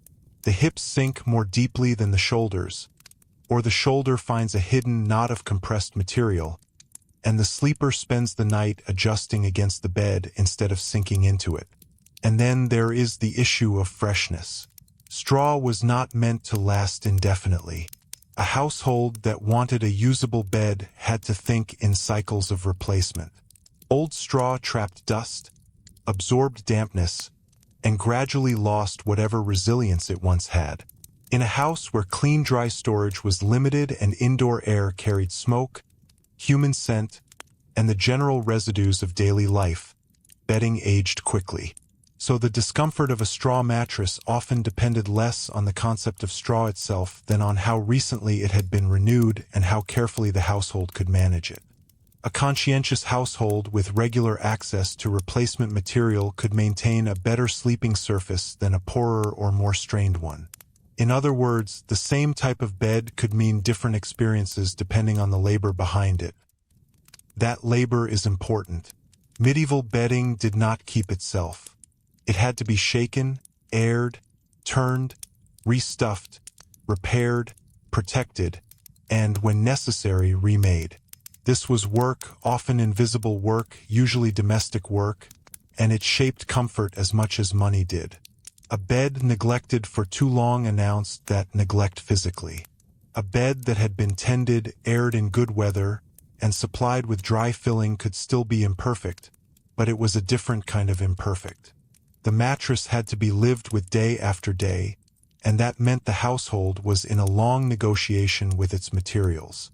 Wool, used in various forms for blankets, coverlets, and sometimes fillings, offered a different set of advantages and annoyances. Wool was one of the great medieval fibers. It insulated well, retained heat even when conditions were less than ideal, and was deeply woven into the economy of many parts of Europe. Woolen blankets could make a harsh bed much more bearable. They trapped warmth close to the body and gave medieval sleepers one of their most important defenses against cold rooms. But wool was also heavy, could itch. It absorbed odors from the room, could feel dense and oppressive if layered too thickly, especially in spaces with poor ventilation. What protected against cold could also weigh on the sleeper, literally and figuratively, through the night. This is one of the recurring patterns in the history of medieval beds. Materials solved one problem by intensifying another. Wool kept the cold out, but not without adding weight and texture. Straw provided volume but not stable support. Curtains blocked drafts, but trapped stale air. A feather bed softened the body, but could shift and swallow it unevenly. The bed was therefore never simply uncomfortable because it was primitive. It was uncomfortable because every improvement had limits, and those limits were felt at 2 in the morning rather than in household accounts or painted scenes. Feathers, of course, introduced the dream of softness. A true feather bed was more expensive, more desirable, and in many inventories an object of clear status. To sleep on feathers rather than straw was a mark of relative privilege. The soft surface reduced some of the harsher pressure that a poorer mattress might create. It insulated well. It signaled a household that could afford refinement. But feather beds were not identical to modern mattresses, and they should not be imagined as their straightforward ancestors. Feathers shifted. The bed might form hollows. The sleeper might sink more than expected, especially if the distribution of filling was uneven. Shared sleeping could become awkward when movement on one side altered the support on the other. A feather bed might feel wonderfully welcoming at first and strangely unstable after several hours. There was also a kind of physical management involved in keeping such a bed in good order. Feather beds had to be fluffed, redistributed, aired, and protected from damp. Once moisture entered them, the problem deepened. They could become heavy, stale, and far less pleasant. In a humid or cold environment with imperfect ventilation and limited heating, keeping a featherbed truly fresh was not trivial. So even luxury required maintenance. And because featherbeds were valuable, they were used, stored, inherited, and protected carefully, which tells us again that medieval people were quite aware of the difference better bedding made. They were not indifferent to bodily ease. They were simply working with materials whose comfort was always conditional. Linen takes us into another aspect of the story, the surface touching the skin. Sheets mattered enormously. A good linen sheet could make a bed feel cleaner, cooler in some conditions, and more civilized in the intimate sense of daily bodily experience. Linen was valued for good reason. It could be washed more effectively than heavier coverings, and it formed part of the layer between the sleeper and the more troublesome materials underneath. But linen was labor-intensive. It had to be produced, spun, woven, washed, dried, and maintained. Fine linen signaled order and investment. Worn linen, patched linen, or an insufficient supply of linen signaled the limits of the household. The contrast between outer appearance and actual touch is especially revealing here. A bed with fine hangings might still have poorer sheets than its display suggested. A bed that looked simple might feel better if the linens were fresher. Medieval comfort, then, cannot be read only from visible grandeur. The small, intimate layer mattered. The feel of cloth against skin, the dryness of the sheets, the smell they carried from washing or storage, all of this shaped the experience of the bed in a direct way. A sleeper notices the sheet long before thinking about the symbolic value of the bedstead. Then we come to ticking and covers, the fabric shells that held the fillings in place. These were under constant strain. They bore weight, friction, and the pressure of whatever lay inside. Over time seams weakened, surfaces thinned, and small failures appeared. Once the cover degraded, the filling beneath became more troublesome. Straw poked, feathers escaped, dust spread more easily. Repair was therefore not optional. It was built into the life of the bed. And this is where the medieval bed starts to look less like a single object purchased once and more like an assemblage in permanent need of domestic attention. The household did not simply own a bed. It managed a fragile sleeping technology. The wooden frame underneath had its own logic of discomfort. Even when a proper bedstead existed, the support beneath the mattress might be formed by ropes, cords, straps, slats, or boards depending on means and local custom. Rope supports are especially interesting because they gave a degree of suspension, but only when kept taut. Over time they sagged. A sagging base altered the mattress above it, creating the now familiar problem of the middle giving way while edges held firmer. That phrase about sleeping tight, often repeated in popular culture in simplified ways, reflects a real practical issue. Supports needed tightening. If they loosened, the body felt it. Thus, even the unseen part of the bed demanded maintenance. Wood itself was no guarantee of comfort either. A frame lifted the sleeper off the floor, which was valuable for warmth, damp, and vermin. But wood could creak, shift, and harden the experience of the bed if the layers above it were too thin. A bench used as a sleeping surface or boards beneath minimal bedding would transmit the body's pressure very directly. The medieval sleeper often occupied an intermediate state between softness and structure rather than the thickly engineered cushioning modern mattresses provide. The bed always reminded the body of the hard world beneath it. Now let us step into the less pleasant but unavoidable part of the story: dust, dirt, and infestation. Organic materials are hospitable to life, and not all of that life is welcome. Straw, wool, feathers, cloth, and wood together created an environment where insects and small creatures could thrive if conditions allowed. Fleas, lice, and bedbugs were recurring facts in many pre-modern settings. Mice could damage bedding or find shelter near it. Dust accumulated from the room, from the bedding materials themselves, and from the general environment of houses where smoke, outdoor dirt, and textile fibers constantly circulated. To enter bed at night was not always to enter cleanliness in the modern sense. It was sometimes to enter a managed but never fully conquered zone of domestic contamination. This had consequences that went beyond inconvenience. Insects interrupted sleep, caused irritation, and could turn a physically decent bed into a nightly torment. Scratching, shifting, waking, and the anxious knowledge that one was not sleeping alone in the deeper biological sense all shaped the experience of rest. Medieval people did not need scientific entomology to know this. They noticed bites. They recognized poor bedding. They tried remedies, airing, herbs, cleaning practices, and other strategies. Once again, the important point is not that the past was helpless. It is that the struggle was constant. Odor, too, was part of material reality.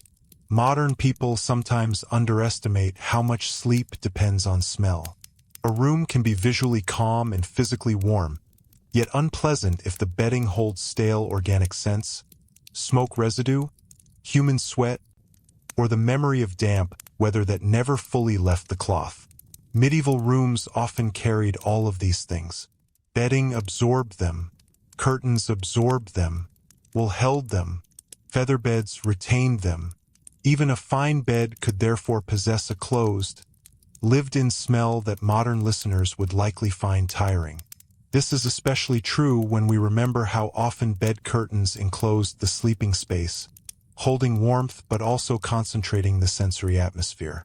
Seasonal change made all of this more unstable. A bed in late summer did not behave like a bed in deep winter. Humidity, cold, the difficulty of drying washed linens, the condition of stored straw, and the need for heavier or lighter coverings all changed with the calendar. In winter, damp could become a hidden enemy, making bedding chilly and stiff before the body warmed it.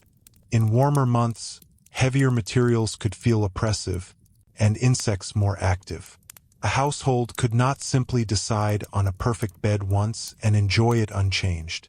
Bedding had to be adjusted, protected, or endured according to season, and not every household had the spare materials to do that well. There is a subtle social lesson in this seasonal instability. The rich were not immune to weather, but they could buffer themselves against it more effectively. More linens meant more rotation. Better storage meant drier bedding. More servants meant more labor available for airing, beating, repairing, and rearranging.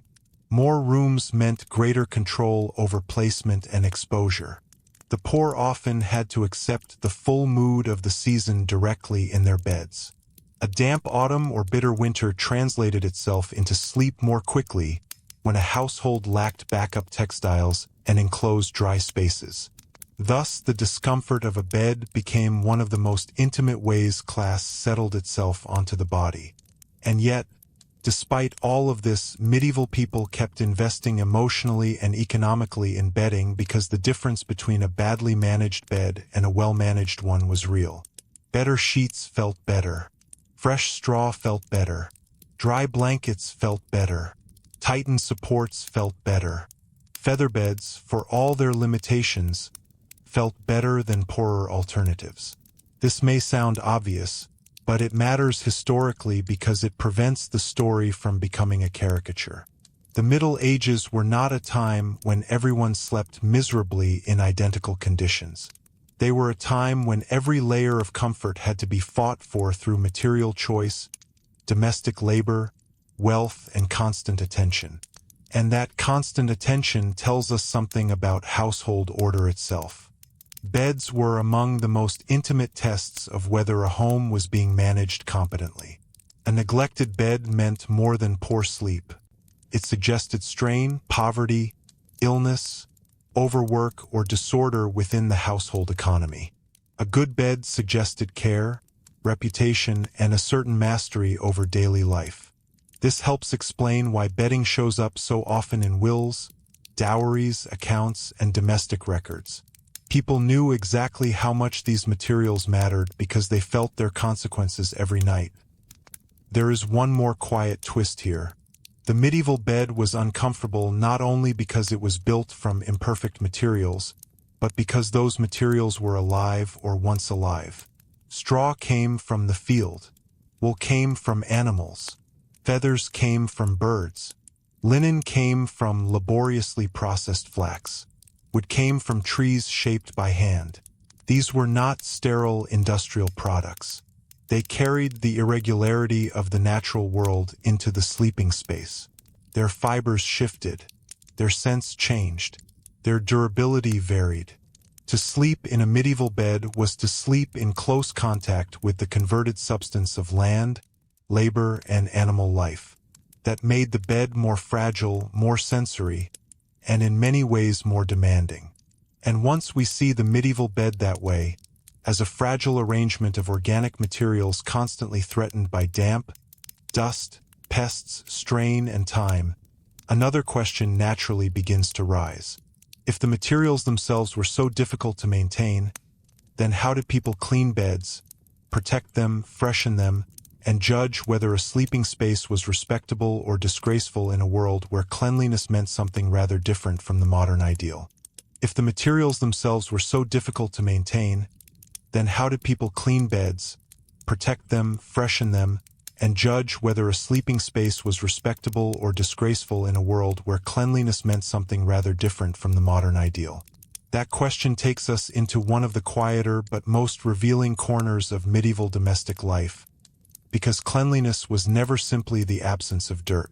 It was a moving standard shaped by labor, weather, available water, social expectation, and the simple fact that organic materials never remain fresh by themselves for very long. A medieval bed could be considered decently kept and still contain things that a modern person would find deeply unpleasant. At the same time, a badly maintained bed could signal disorder, poverty, or neglect in ways that contemporaries clearly understood. Respectability, then, sat not at the level of perfection, but at the level of effort, reputation, and visible management. One of the first things to understand is that airing mattered enormously. Whenever weather and household circumstance allowed, bedding benefited from exposure to sun and moving air. Linen could be washed, blankets could be beaten and aired, mattresses and covers could be opened, shaken, or at least disturbed enough to loosen dust and reduce dampness. This was not an occasional luxury. It was a basic strategy for preventing the bed from slipping too quickly into staleness. Sunlight and fresh air were practical allies in a world without chemical cleaners, vacuum machines, or climate-controlled interiors. But this also meant that good bedding care depended on conditions outside the bed itself. You needed suitable weather. You needed space. You needed labor. You needed time in the household routine to carry heavy things outdoors or near openings and then return them before weather turned. That dependence on circumstance meant that medieval cleanliness was highly uneven. A household with servants, courtyards, spare linens, and secure storage could manage bedding much more effectively than a family living in cramped conditions with little room to rotate materials. The difference was not only visible in how grand the bed looked. It was felt in smell, dryness, softness, and the number of hidden irritations present at night. And this is a point worth dwelling on, because it cuts against a common simplification. We often imagine cleanliness as a fixed standard. Either the bed was clean or it was not. In practice, medieval households lived on a scale of relative freshness. A bed recently aired, its sheets changed, its stuffing adjusted, and its coverings beaten free of some dust and pests could feel greatly improved even if it still fell far short of modern hygienic ideals. Linen occupied a particularly important role in this system because it was one of the few layers that could be washed with some regularity. Sheets, pillow covers where they existed, undergarments, and other linen items formed the washable skin of the bed. That made them precious. To have enough linen for frequent rotation was a real advantage. It meant the household could strip one layer, launder it, dry it, and replace it with another, reducing the direct accumulation of sweat, skin oils, and daily grime on the sleeping surface. But even this had limits. Washing required water, fuel, soap, or suitable cleansing substances, time, labor, and good drying conditions. Linen could not simply be tossed into a machine and returned dry a few hours later. In damp weather, laundering became more difficult. In winter, drying could be slow or incomplete. The cleaner bed, therefore, remained partly hostage to the climate. This makes the medieval bed one of the best examples of how environmental history enters daily life. A wet season affected more than harvests and roads. It shaped the smell of bedding. A cold spell affected more than fuel use. It made washing and drying harder, encouraged heavier coverings, and increased the risk that linens returned to the bed carrying some trace of dampness. In such conditions, Respectability did not mean sterile perfection. It meant staying ahead of decline as best one could. Odor sat right at the center of this battle. The smell of a bed told a story. Fresh linen, dried in good air, carried one message. Bedding shut up too long in a close room carried another. Smoke, human sweat, stale wool, old feathers, damp straw, spilled drink, chamber use nearby, animal presence in or near the dwelling, and the simple compression of many bodies living together could all leave their mark. Medieval people noticed this. They may not have framed cleanliness through germ theory, but they certainly understood foul smells, stale interiors, and the difference between a fresh household and a neglected one. Smell was social information. It shaped judgments about a home's order and about the competence of those who maintained it. This is where the bed becomes especially intimate as a marker of household reputation. Guests might not inspect the inside of the mattress, but they could notice linens, hangings, odors, and the general condition of the chamber. A good bed signaled more than wealth. It signaled attention. It said that the household controlled itself well enough to maintain one of the hardest things to maintain: a clean place to sleep. In inns, of course, this became even more important. The quality of the bedding could help determine whether a host was thought respectable or dubious. Travelers might accept inconvenience, but there were lines beyond which a bed became shameful. Filthy sheets, visible infestation, strong foul smells, and damp bedding did not simply reduce comfort. They damaged trust. That word matters here, trust.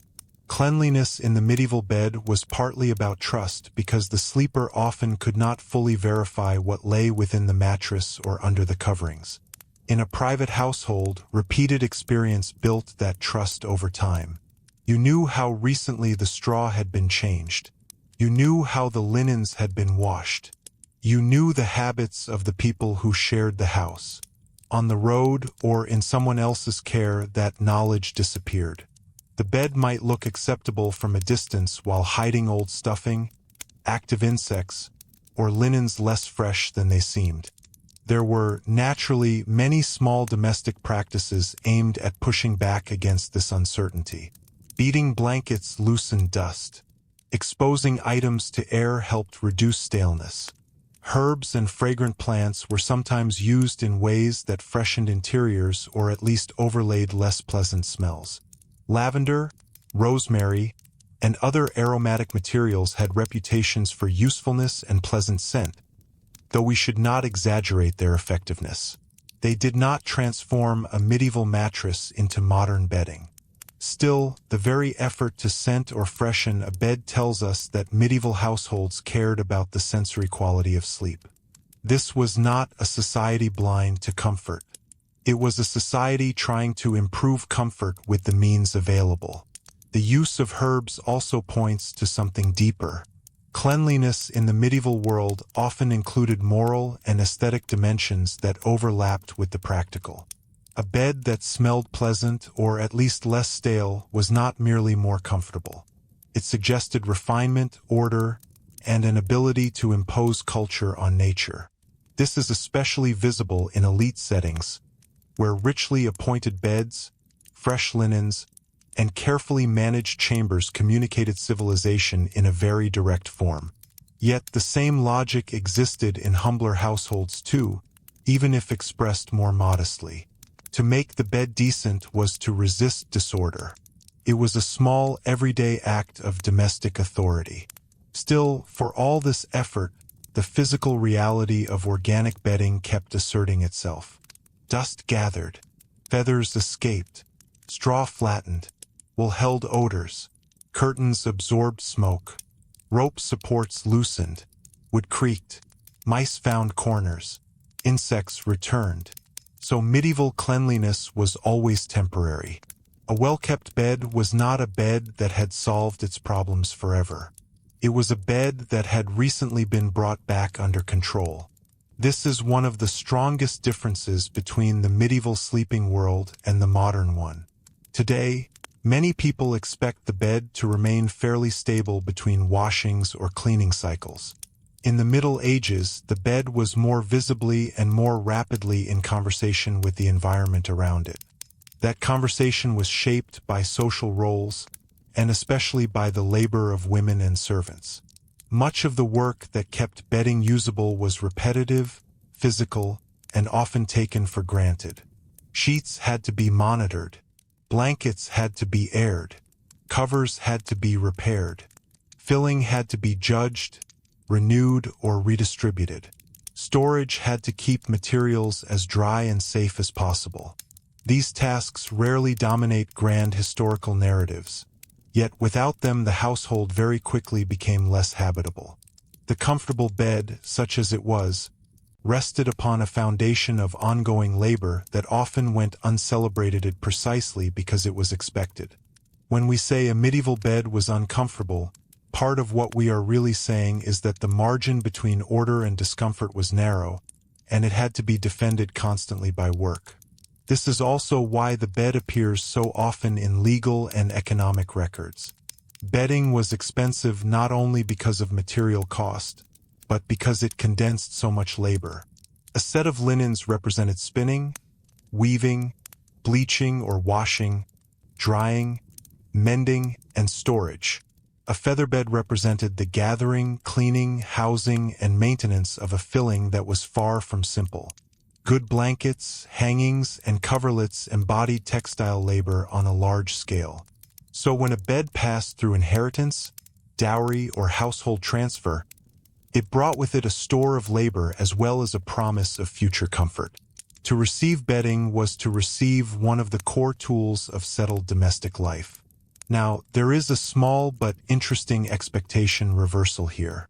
We often imagine that because medieval people were surrounded by dirtier streets, animals, smoke, and imperfect sanitation, they must have had weaker standards of domestic care indoors. But in some ways, the opposite is true. When the external environment is difficult, the internal order of the household becomes even more meaningful. Freshly laundered linen, a bed that has been properly arranged, a sleeping place kept drier than the room around it. These things become stronger symbols of competence precisely because conditions are challenging. Medieval people may have lived amid things we would find unclean, but they were not therefore incapable of distinguishing between better-kept and worse-kept beds. Quite the opposite. The distinctions probably mattered keenly. At the same time, we should be careful not to project modern anxieties backward in a simplistic way. Medieval people did not necessarily pursue cleanliness for the same reasons we do. Germ theory was not guiding the process. Humoral ideas, sensory judgments, religious values, and practical habit all mattered. A foul smell might be seen as unhealthy, but also indecent. Fresh air might be valued, but so might protection from night chills. The ideal balance was not always the one a modern person would choose. A room kept warm and close might seem wise to them, even if stuffy to us. Linen might be prized for decency and bodily propriety as much as for hygienic separation. In this sense, the clean bed was not simply a proto-modern sanitary object. It was part of a different moral and bodily system. That different system helps explain why curtains retained such importance even though they could worsen stale air. Modern viewers often see the enclosed bed and imagine luxury. But if you lived in a large cold room with drafts moving unpredictably, the enclosed bed was a rational compromise. The household accepted some closeness, some odor, some trapped air in exchange for warmth, protection, and a clearer boundary between sleeper and room. What appears uncomfortable to us may have appeared prudent to them. This is one of the reasons the medieval bed resists easy judgment. It asks us to feel how different priorities reorganize comfort. Cleanliness also touched hierarchy. Better-off households could change sheets more often, own more than one good mattress, separate guest bedding from everyday use, store textiles more safely, and dismiss heavily worn items sooner. Poorer households often had to keep using bedding longer, patching and managing rather than replacing. This meant that the difference between social classes entered the bed not only through softness or decoration, but through the rhythms of renewal. A rich household could interrupt decay more effectively. A poor one had to live deeper inside it. That is a subtle but important kind of inequality. It was not always visible at a glance, but it was unmistakable at night. And the problem deepened when we remember how often beds were shared. A bed used by several people in succession, or by multiple sleepers at once, accumulated wear and bodily presence much faster. Heat, moisture, movement, and insects all multiplied under those conditions. So the very practical logic of shared sleeping, which often preserved warmth and saved space, also accelerated the need for maintenance. The bed became crowded not only socially but materially. It aged under pressure. This is another pattern we have seen throughout the documentary. Almost every practical solution brought a hidden cost. In monasteries and institutions, cleanliness took on still another form. Communal life required routine, and routine could in some ways improve order. Beds or pallets might be inspected, maintained according to rule, and kept within a regulated environment. But austerity set limits. The aim was not luxurious freshness. It was disciplined sufficiency. In hospitals, almshouses, or charitable settings, where such arrangements existed, the bed's condition also reflected the institution's resources and moral purpose. A charitable bed that was merely functional might still be valued as mercy. Yet the physical experience for the body could remain rough. Cleanliness, comfort, and compassion did not always coincide perfectly. Another quiet clue comes from language and complaint. When people wrote about poor lodging, negligent hosts, or bad bedding, they often focused on very concrete failures. The straw was old. The sheets were not fit. The bed was infested. The room stank. These are not vague expressions of fussiness. They show us what the breaking points were. The medieval sleeper could accept a good deal, but some conditions crossed into disgrace. That is historically important because it tells us where contemporaries themselves located the line between hardship and intolerable disorder. Their standards were lower than ours in some respects, but not absent. They knew exactly when a bed had gone bad. And perhaps the most revealing thing of all is that cleanliness in the bed could never be separated from the wider health of the household. If the roof leaked, bedding suffered. If fuel ran short, drying became harder. If storage failed, linens went musty. If illness entered the house, the bed became harder to keep fresh. If labor was short, maintenance slipped. The bed was a delicate endpoint of the entire domestic system. It gathered the successes and failures of the home and presented them to the body every night. This is why it is such an extraordinarily rich historical object. It does not merely tell us how people slept. It tells us how well their world was holding together. By now, the medieval bed has become much more than the familiar image of rough boards and a sack of straw. It has become a site where architecture, class, weather, labor, illness, morality, and household competence all met in one intimate place. And yet there is still another layer waiting for us. We have looked at the bed as material and domestic reality, but not yet fully at the bed as symbol. A marker of status, marriage, authority, hospitality, and power, often displayed as proudly as any table, chest, or garment in the medieval home. We have looked at the bed as material and domestic reality, but not yet fully at the bed as symbol. A marker of status, marriage, authority, hospitality, and power, often displayed as proudly as any table, chest, or garment in the medieval home.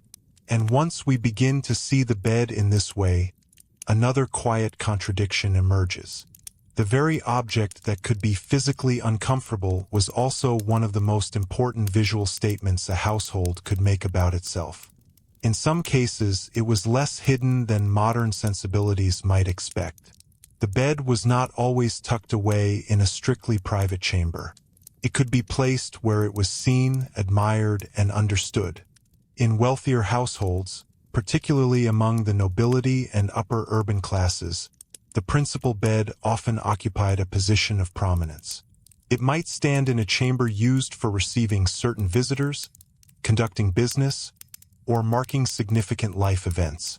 The textiles alone, rich hangings, embroidered coverings, layered fabrics, could communicate rank instantly. The bedstead might be carved, elevated, and arranged with deliberate attention. To modern viewers, this can feel almost theatrical, as though sleep itself had become a form of display. But in the medieval context, this display served a purpose. It demonstrated that the household possessed not only resources, but control over comfort, order, and refinement in a world where such control was difficult to achieve. And yet, beneath that display, the same structural problems remained. A magnificent bed could still sit in a cold chamber. Fine curtains could still trap stale air. Expensive linens still required careful maintenance. The symbolic bed did not escape the physical limits we have already seen. It simply layered meaning on top of them. In this sense, the medieval bed becomes a perfect example of how status did not eliminate discomfort, but rather coexisted with it. A noble might lie on a feather bed under embroidered hangings and still feel the chill of stone walls pressing in from beyond the curtains. The contrast between appearance and sensation could be striking. This symbolic role becomes even clearer when we consider marriage. In many parts of medieval Europe, the bed was central to the formation of a new household. Bedding was often included in dowries, not as decoration, but as a foundational element of domestic life. A well-prepared bed signaled readiness for marriage, stability, and the capacity to sustain a household. The marriage bed was not simply a romantic idea. It was a practical and social necessity. It represented continuity, fertility, and the expectation that the couple would establish a functioning domestic unit. But here again, the reality beneath the symbol complicates the image. The marriage bed might be one of the best beds in the household, but it still existed within the same material world. It might be shared not only by the couple but by children in early years, or located in a space where privacy was limited. It might be subject to the same seasonal changes, the same maintenance challenges, and the same structural discomforts as any other bed. The symbolic importance did not transform the experience into something consistently soft or restful.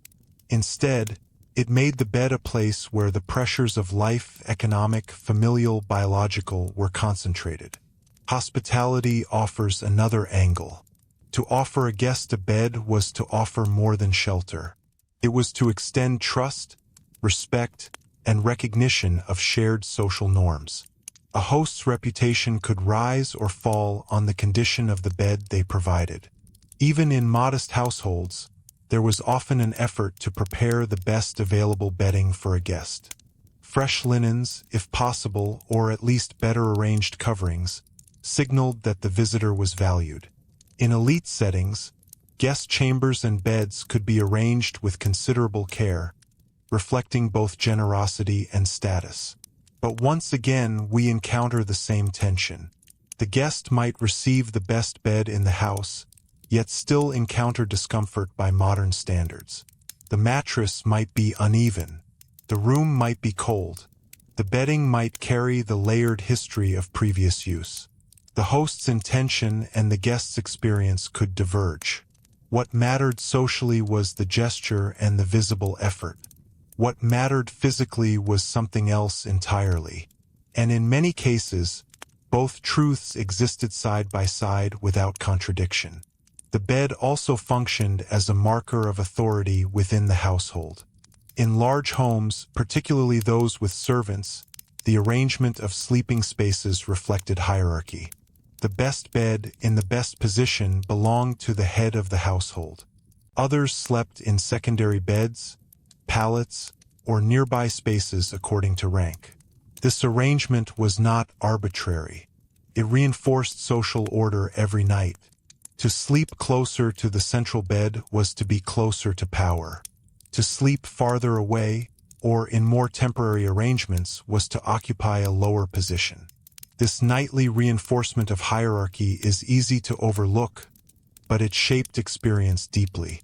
The lord or master might have a bed that, while imperfect, offered the greatest degree of insulation from cold, noise, and disturbance available in that building. A servant might sleep lightly nearby, aware of the need to respond if called. The physical arrangement of beds created a map of authority that extended into sleep itself. Even rest was structured by rank.